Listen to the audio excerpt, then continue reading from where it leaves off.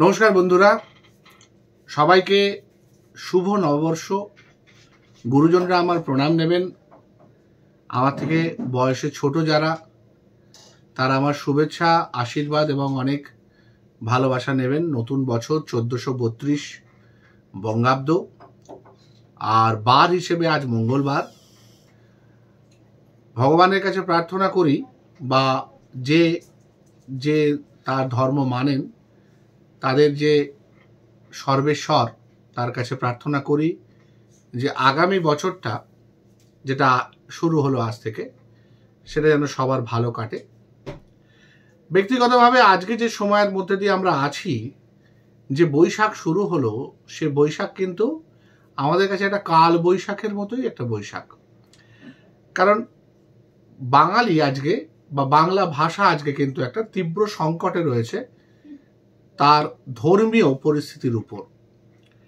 যেমন ধরা যাক, যদি খুব ভালো করে একটু অ্যানালিসিস করেন, মানে আমাদের তো দেখুন, মানে এই মনের কথার কথাবার্তাই তো এইগুলো, যে একটু ভেতরে গিয়ে কোনো জিনিসকে জানা, কোনো জিনিসকে চেনা। কারণ বাঙালি কখনোই কোনো জিনিসকে ওপর থেকে নিতে পারে না। বাঙালি জাতির এটা একটা বদভ্যাস বলতে পারেন, যে বাঙালি কোনো জিনিসকেই একবার বললেন সেটাকে মেনে নিল, এরকম হতে পারে না। কারণ তাদের যে শিক্ষা, তাদের শিক্ষাটায় তারা যুক্তি দিয়ে, বুদ্ধি দিয়ে, বিবেচনা দিয়ে কোনো একটা জিনিসকে অ্যাকসেপ্ট করার চেষ্টা করে, এবং যদি সেটা অ্যাকসেপ্টেড না হয় তাহলে সেই জন্য সেটাকে খুব একটা মেনেও নেয় না। তবে আজকে বাঙালির জন্য ভারতবর্ষের বিভিন্ন ডিসিশনের মধ্যে কিন্তু কিছু যায় আসে না। কারণ বাংলার যে সংখ্যার রাজনৈতিক মানুষ বা মতাদর্শী মানুষ রয়েছেন, তাদের সংখ্যার তথ্যের দিক থেকে দেখতে গেলে সেটা কিন্তু গোটা কেন্দ্রীয় সরকারের ক্ষেত্রে যৎসামান্য। সুতরাং বাঙালির কোনো স্বার্থে কোনো বিল পাশ করানো, বা কোনো এমন বিল পাশ হয়ে গেল লোকসভায় বা রাজ্যসভায় যেখানে বাঙালির স্বার্থ খণ্ডিত হচ্ছে, তাতে কিন্তু খুব একটা কিছু যায় আসে না। কারণ আমাদের বর্তমান শাসক দল বা বর্তমান যে পরিস্থিতি পশ্চিমবঙ্গের হয়ে রয়েছে, তো সেখানে অন্য রাজ্যের কাছে পশ্চিমবঙ্গের একটা খুব বাজে ইমেজ তৈরি হয়ে রয়েছে, যেটা খুব খারাপ জায়গা। মানে আগে কাশ্মীর ছিল, এখন পশ্চিমবঙ্গ হয়েছে। কাশ্মীর ভালো হয়ে গেছে, কাশ্মীরের ট্যুরিজম প্রচণ্ড ডেভেলপ করেছে, এবং সবচেয়ে ইন্টারেস্টিংলি কাশ্মীরের লোকজন আজকে খুব খুশি, তারা কাজ পেয়েছে বলে। পার্টিকুলারলি ইয়াং জেনারেশন নাকি চাকরি পেয়েছে বলে খুব খুশি। বহু মানুষ এবছর কাশ্মীরে ভ্রমণে গেছেন, তারা গিয়ে তাদের অভিজ্ঞতা লিখেছেন, এবং সবাই প্রায় ভালো অভিজ্ঞতা লিখেছেন। এবং সবার এক কথা, যে বর্তমানে আস্তে আস্তে পশ্চিমবঙ্গ নাকি কাশ্মীরের জায়গা নিতে চলেছে। কেন? একই কারণ, হিন্দু মুসলমান ধর্মীয় সম্প্রদায়ের মধ্যে বিভেদ, যেটা তৈরি করার চেষ্টা হচ্ছে। একটা জিনিস তো মানতে হবে, যদি সারা পৃথিবীর বাঙালিকে আমি কনসিডার করি, তার মধ্যে হয়তো খ্রিস্টান, বৌদ্ধ কিছু কিছু পাবো, কিন্তু মূল যে দুটি ভাষা হিন্দু এবং মুসলমান, বাঙালির সংখ্যার তত্ত্বের দিক থেকে কিন্তু দেখতে গেলে দেখা যাবে প্রায় 50-50, মানে 50 ভাগ হিন্দু বাঙালি, 50 ভাগ মুসলমান বাঙালি। কারণ পশ্চিমবঙ্গে যেটা বেশি, বাংলাদেশে সেটা কম। পশ্চিমবঙ্গে যেটা ধর্মগুরু, বাংলাদেশে সেটা সংখ্যালঘু, এবং ভাইসি ভার্সা। মানে অর্থাৎ total number of population of Bengalis যদি আমি গোটা ওয়ার্ল্ডের কথা ভাবি, প্রায় 50-50 সিচুয়েশন হবে বলে আমার ধারণা। আমি ভুল হতে পারি, ভুল হলে ক্ষমা করে দেবেন। কারণ আমার কাছে কোনো সঠিক তথ্য নেই যে এক্স্যাক্ট কতগুলো নাম্বার হিন্দু বাঙালি রয়েছেন সারা পৃথিবীতে, এবং কতজন মুসলমান বাঙালি রয়েছেন। তো এই যে 50-50 সিচুয়েশন, এই সিচুয়েশনের যেরকম একটা ভৌগোলিক গুরুত্ব আছে, তেমনি ভয়ঙ্করভাবে রয়েছে রাজনৈতিক গুরুত্ব। এবং যেসব জায়গায় কাছাকাছি থেকেও এই রেশিওতে অল্টারেশন হচ্ছে, সেইখানে লেগে যাচ্ছে সমস্যা। যেমন ধরুন মুর্শিদাবাদে মুসলমান সম্প্রদায়ের মানুষের সংখ্যা অনেকটা বেশি, এবং হিন্দু সম্প্রদায় সেখানে একটু সংখ্যালঘু। তাই কেন্দ্র থেকেও এবং রাজ্যেরও কিছু এমএলএ এমপি সেই সময় বলেছিলেন, তারা অবশ্যই কেন্দ্রীয় সরকারের দলে রয়েছেন এই মুহূর্তে, যে মালদা, মুর্শিদাবাদ এদেরকে একটা আলাদা টেরিটরি, পার্টিকুলারলি ইউনিয়ন টেরিটরি করে দেওয়া হোক, কেন্দ্রীয় শাসিত অঞ্চল, যেরকম লাদাখের ক্ষেত্রে হয়েছে। এবার সেই জায়গাটার দিকে আমরা যেতে চলেছি কিনা আমরা জানি না, কিন্তু গত সপ্তাহে এই জঙ্গিপুর সংলগ্ন এরিয়ায় বা মুর্শিদাবাদের বাকি কিছু কিছু জায়গা, যে জায়গাগুলো অলরেডি প্রচণ্ড জনপ্রিয় হয়ে গেল তাদের কুখ্যাত কাজ কারবারের জন্য, সেখানে একটি হিন্দু পরিবারের দুটি, মানে বাবা এবং ছেলে, দুজনে নৃশংসভাবে খুন হলেন। এবং সবচেয়ে বড় কথা, এই যে 7 দিন হয়ে গেল, এই যে খুন হওয়ার এর কোনো মোটিভ পাওয়া গেল না। আমি ব্যক্তিগতভাবে মনে করি এই যে খুনগুলো হয় না, এই খুনগুলোর মধ্যে শুধুমাত্র ধর্মীয় কারণ বোধহয় জড়িত থাকে না। কারণ ধরা যাক প্রায় 200টা পরিবারে আগুন লাগিয়ে দেওয়া হয়েছে, এই 200টা পার্টিকুলার পরিবারকেই কেন টার্গেট করা হলো, কেন বাকিদের করা হলো না? তার মানে কিছু একটা ঘটনা রয়েছে বা কিছু একটা সমস্যা রয়েছে, যেটার জন্য কিনা এই 200টা পরিবার টার্গেটেড হয়েছে, এবং তার মধ্যেও এই যে 2জন খুন হয়েছেন তারা টার্গেটেড ছিলেন, মানে অপোনেন্টের দিকে। এইবার যখন আমার একটা ধর্মীয় দাঙ্গা লাগলো, আমি সেই সুযোগ বুঝে নিজের যে ঝাল মেটানো বা নিজের যে প্রতিশোধ নেওয়া বা এই ধরনের গ্রাজ যেটাকে ইংরেজিতে বলা হয়, সেটা করার জন্য আমরা তাকে খুন করে ফেললাম, যেটা একটা সাম্প্রদায়িক দাঙ্গায় 2জন নিহত হয়েছে সেটার বেজে চলে গেল। এবং মব অ্যাটাক যেগুলো হয়, গণধোলাই বা গণপ্রহার বা গণপ্রহারে মৃত্যু যেগুলো হয়, সেগুলো যেরকম কোনো একটা মানুষকে পাওয়া যায় না এবং একজনকে সাজা দেওয়া যায় না বা জনগণকে সবাইকে সাজা দেওয়া যায় না, সেই আয়ত্তের মধ্যে পড়ে যায়। যেমন ধরা যাক, আমি তর্কের খাতিরে ধরছি, একটা অঞ্চল আছে, যে অঞ্চলে 100টা মানুষ রয়েছে, যে 100টা মানুষের মধ্যে 80 জন একটা পার্টিকুলার রাজনৈতিক দলকে ভোট দেয়, আর 20 জন অন্য রাজনৈতিক দলকে ভোট দেয়। এটা জানা আছে, মোটামুটি বেশিরভাগ কিন্তু জানা থাকে। প্রতি পাড়ায় পাড়ায় কোন বাড়ির লোক কাকে ভোট দেয়, এটা বেশিরভাগ রাজনৈতিক দল যেখানে রয়েছে তারা সেটা জানে, তাদের মেশিনারি প্রচন্ড স্ট্রং, তারা এগুলো জানতে পেরে যায়। মানে যেমন ধরুন, আমি কাকে ভোট দেবো সেটা কিন্তু আমার পাড়ার যে কাউন্সিলর সে খুব ভালো করে জানে।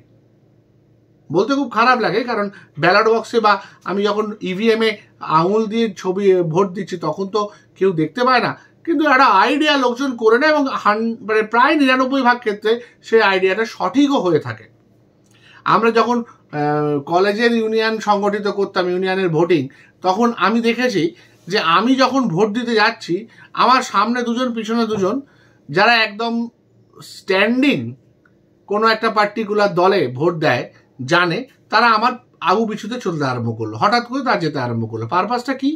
ওই সময়ে যে 5খানা ভোট বেরোবে তার মধ্যে দুটোর যে ভোট বেরোবে সেটা তো কনফার্ম, তারা যে কাদেরকে ভোট দিচ্ছে সেটা তো তারা জানে। এবার মাঝখানে আমি রয়েছি, যদি একটু অন্যরকম ভোট দিয়ে থাকি তাদের থেকে, সেটা একদম স্পষ্ট হয়ে যাবে যে ডক্টর শুদ্ধসত্য চ্যাটার্জি, বা তখন ডাক্তার আমি হইনি, শুদ্ধসত্য চ্যাটার্জি অমুককে ভোট দিয়েছে। মানে আমাদের 5টা ভোট দেওয়া ছিল, আমাদের ক্লাস রিপ্রেজেন্টেটিভ আমরা 5 জনকে চয়েস করতে পারতাম, তো 5 জন থাকতো, এবং প্রত্যেকটি দল থেকেই 5 জন করে দেওয়া থাকতো। আমাদের সময় 3টি দল ছিল, একটা হচ্ছে ছাত্র পরিষদ কংগ্রেস, MCCP বলতাম আমরা, তার 5 জন সদস্য, MCDSA মানে ডেমোক্রেটিক স্টুডেন্ট অ্যাসোসিয়েশন, অনেকে নকশাল বলে থাকে, তাদের 5 জন, আর SFI 5 জন। এর মধ্যে আমাকে যে কোনো 5 জনকে ভোট দিতে হবে, নট নেসেসারিলি যে আমি একটা দলকেই ভোট দিব, আমি অন্য দলকেও ভোট দিতে পারি। মানে আমার পছন্দ অনুযায়ী হয়তো এমন করলাম, আমি 3 জন সিপির লোককে ভোট দিলাম, 2 জন ডিএস এর লোককে ভোট দিলাম, বা 1 জন ডিএস এর লোককে ভোট দিলাম, 1 জন SFI এর লোককে ভোট দিলাম, আমার পছন্দ অনুযায়ী আমি দিতে পারি, এই স্বাধীনতাটা আমার আছে।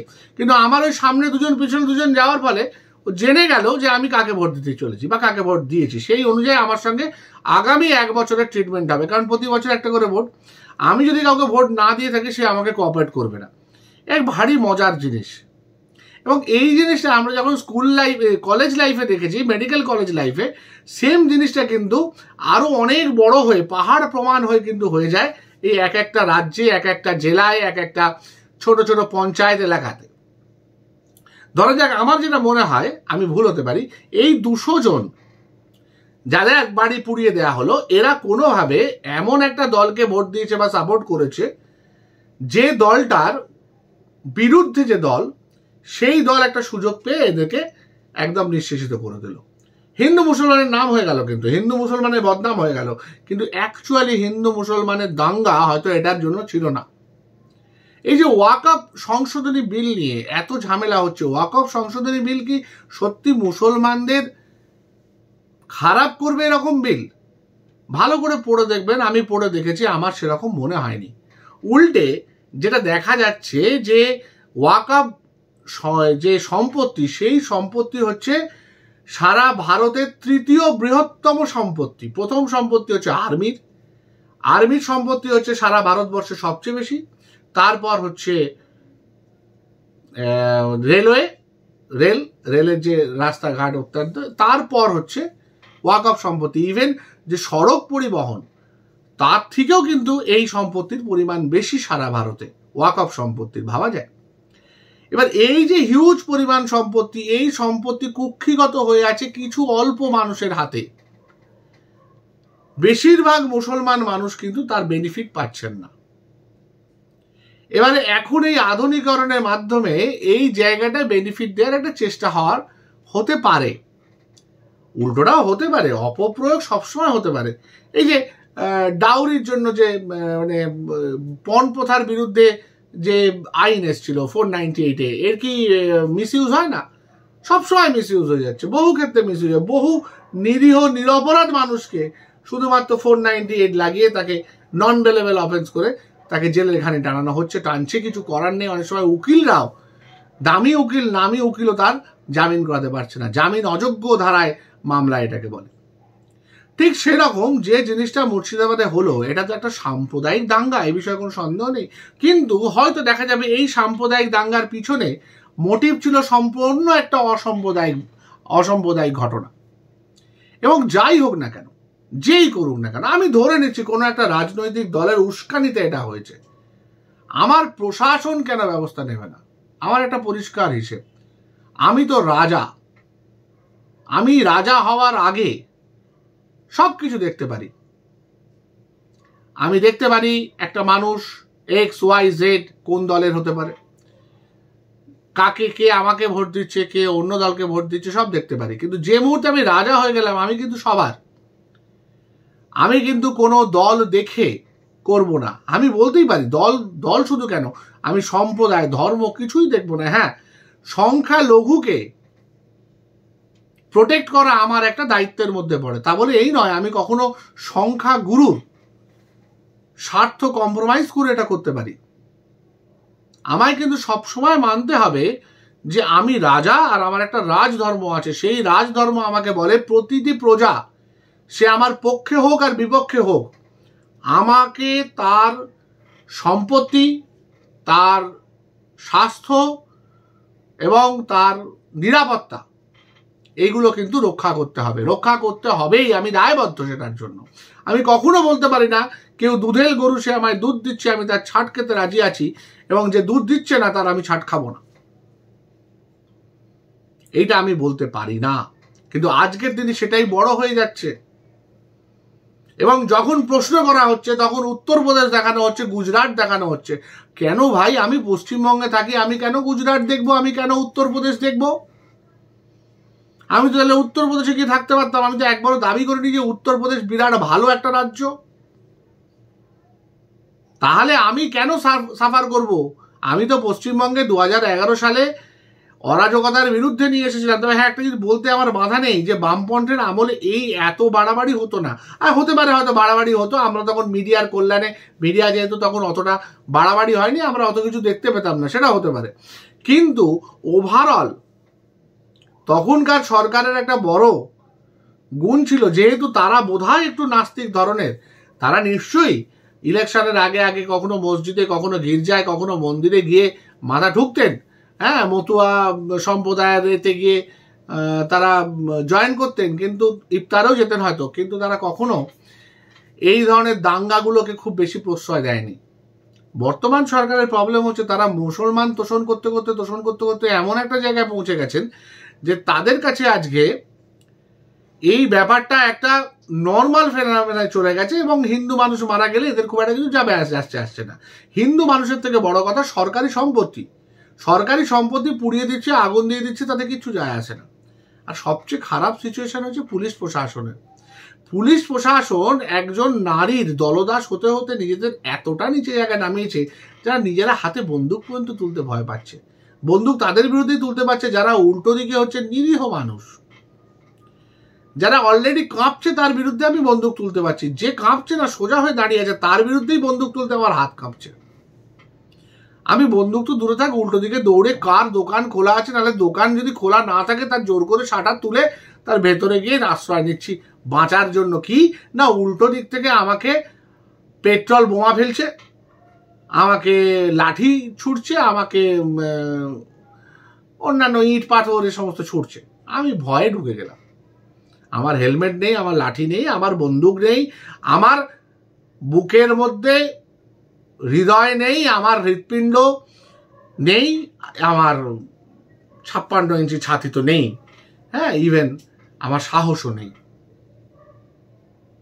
সাহস জিনিসটা আমার চলে গেছে, কারণ আমি দেখেছি আমি যখনই সাহস দেখাতে গেছি তখনই আমাকে শাসক দল থেকে চড়া ধমকানি দেওয়া হয়েছে, আর নইলে বদলি করে দেওয়া হয়েছে, এমন জায়গায় বদলি করে দেওয়া হয়েছে যেখানে আমার জীবনটা একদম হেল হয়ে গেছে। সুতরাং আমি আর এ সময়ের মধ্যে নেই। যে কদিন চাকরি আছে দুগ্গা দুগ্গা করে বন্দুকটা পিছন দিকে নিয়ে ব্যবহার তো করবোই না, টোটা পর্যন্ত রাখবো না, পাছে গুলি চালাতে হয় কোনো কারণে। আর কোনো সমস্যা হলে তো সোজা উল্টো দিকে দৌড়, আপনি বাঁচলে বাপের নাম। এই হয়ে গেছে পুলিশ। এই পুলিশের কাছ থেকে আমরা এক্সপেক্ট করছি যে ওই এলাকার শান্তি তারা ফিরিয়ে আনবেন।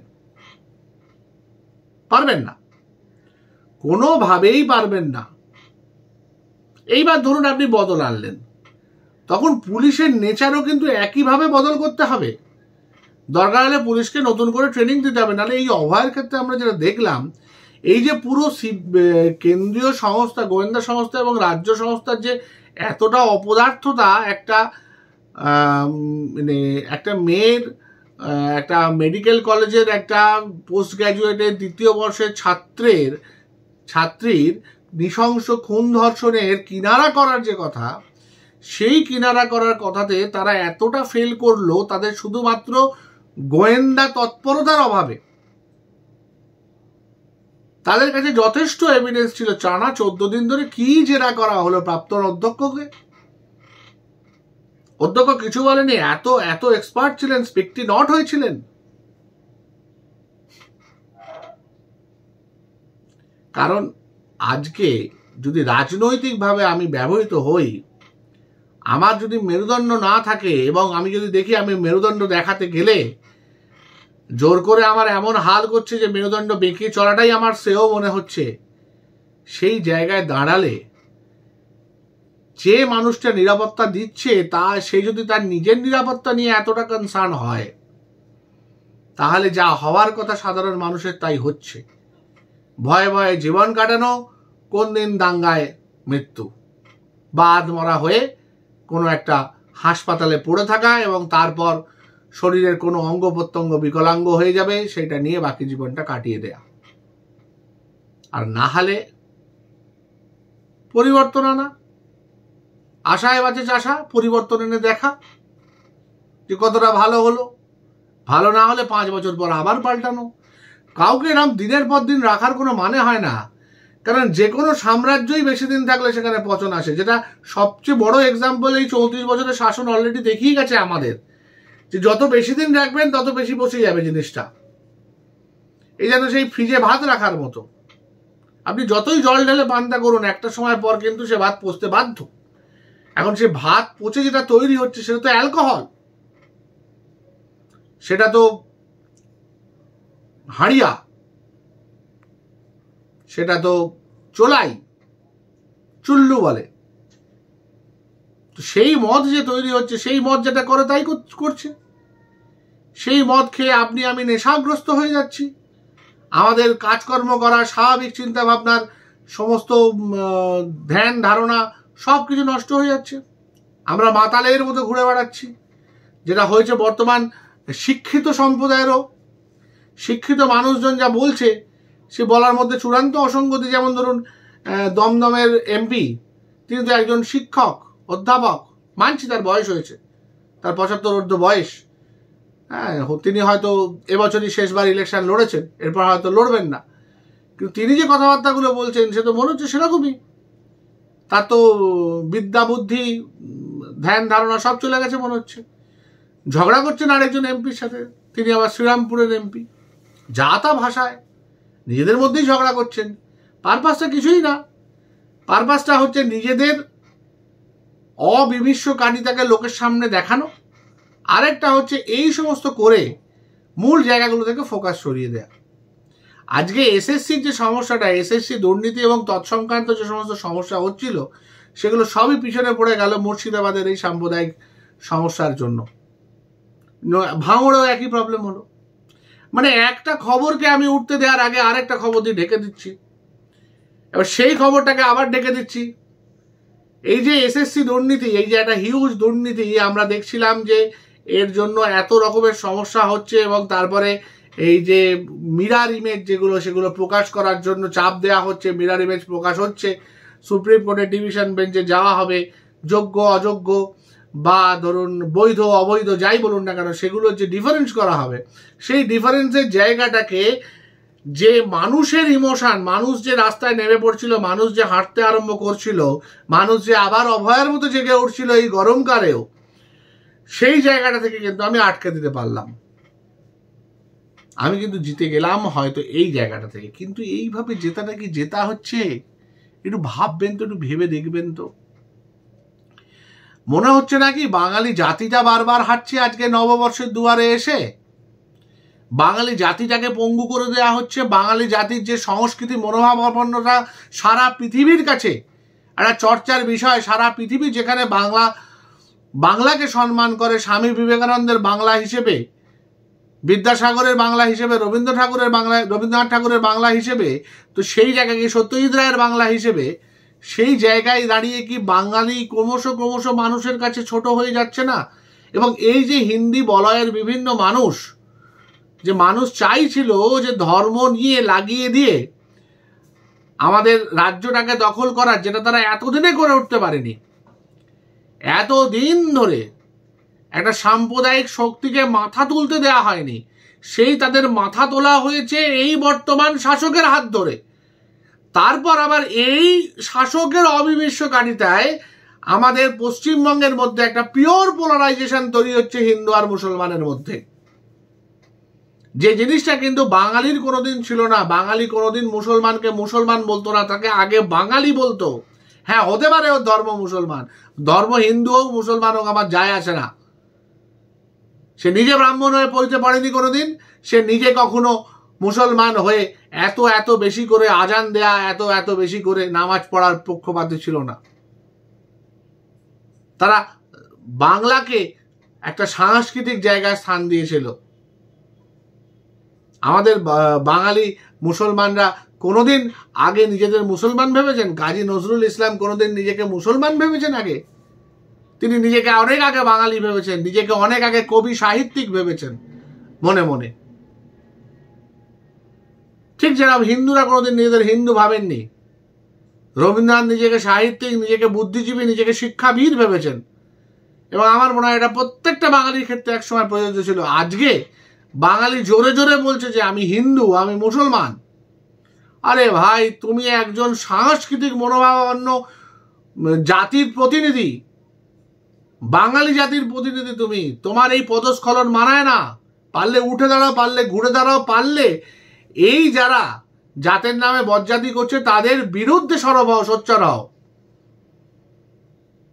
নাহলে কিন্তু তোমার যে জাত, তোমার যে গর্ব, তুমি যে কারণে গর্ব করো এবং যার জন্য সারা পৃথিবী তোমাকে ঈর্ষা করে, তাদের ঈর্ষা জয় হয়ে যাবে। তোমার যাত্রাভিমান আর জিততে পারবে না। বাঙালি জেগে দাঁড়াও। আমি গর্গ চট্টোপাধ্যায়ের বাংলা পক্ষ নিয়ে বলছি না। গর্গ চট্টোপাধ্যায় আমার ব্যাচমেট, একসাথে আমরা MBBS পাস করেছি 1999 সাল থেকে 2004 অবধি।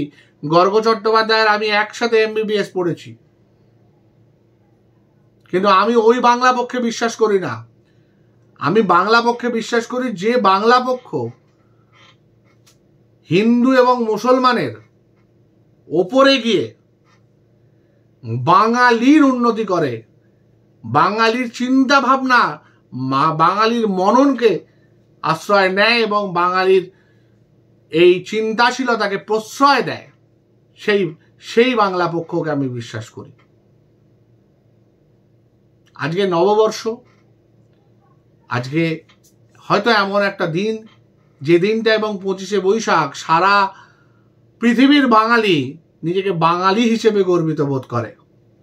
বাকি দিনগুলো তাদের ইংরেজি ক্যালেন্ডার দিয়ে হয়তো চলে যায়, কিন্তু একটা দিন কিন্তু লোকে পয়লা বৈশাখ বলে। 14ই এপ্রিল না 15ই এপ্রিল কেউ দেখতে যায় না। কখনো কখনো 14 পড়ে, কখনো কখনো 15 পড়ে। তাই আজকের দিনে দাঁড়িয়ে চলুন না একটা শপথ নেওয়া যাক, আমরা বাংলা ভাষা, বাংলা সংস্কৃতি, বাংলা জাতিকে রক্ষা করি, ধর্মের এই সংকীর্ণ বেড়াজাল থেকে বেরিয়ে আসার চেষ্টা করি, বা বেরিয়ে এসে দেখাই সারা পৃথিবীকে যে দেখো তোমরা সারা পৃথিবী ধর্ম নিয়ে সমস্যা করতে পারো, তোমাদের ইসরায়েল প্যালেস্টাইন হতে পারে, তোমাদের সিরিয়া হতে পারে, তোমাদের পাকিস্তান হতে পারে, আফগানিস্তান হতে পারে, তোমাদের হতে পারে, বার্মা হতে পারে, তোমাদের বাকি অন্য অংশ হতে পারে ভারতবর্ষের, কিন্তু বাঙালি কখনো ধর্মের কাছে নতি স্বীকার করেনি, ধর্মের কাছে মাথা বিকিয়ে দেয়নি।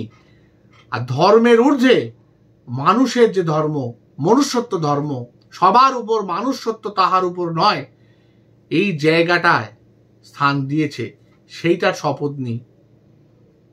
মনে মনে আমি তো শপথ নিয়েছি, আপনাদের কেমন লাগে বা আপনারা নিজেরা সেই শপথ নিচ্ছেন কিনা একটু জানাবেন। আমি জানি অনেকেরই মনে হতে পারে আমরা তো হিন্দু, ঠিক আমরা হিন্দু, অনেকের মনে হতে পারে আমরা তো মুসলমান, নিশ্চয়ই আপনি মুসলমানও, কিন্তু আপনার যে ধর্ম সেটা হচ্ছে মানব ধর্ম, আপনার যে জাত সেটা হচ্ছে আপনি বাঙালি জাত, তারপর আপনি ভারতীয়, তারপর আপনি পৃথিবীর একজন অধিবাসী, এইটা ভুলে যাবেন না।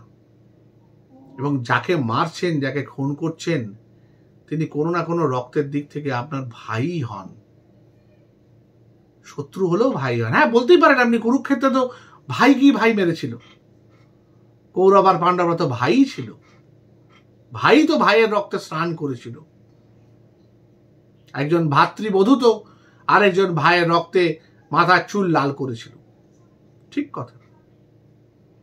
কিন্তু কুরুক্ষেত্র থেকে তো এটাও শেখা যায় যে কিভাবে একটা বিরাট বড় বংশ, বিরাট বড় রাজ্য, বিরাট বড় শাসন শুধুমাত্র ভাইয়ে ভাইয়ে হানাহানি করেই নষ্ট হয়ে গেল। সেখান থেকে শিক্ষা নিয়ে কি সেটাকে আটকানো যায় না? ভেবে দেখুন না একটু। ভালো থাকবেন, নমস্কার।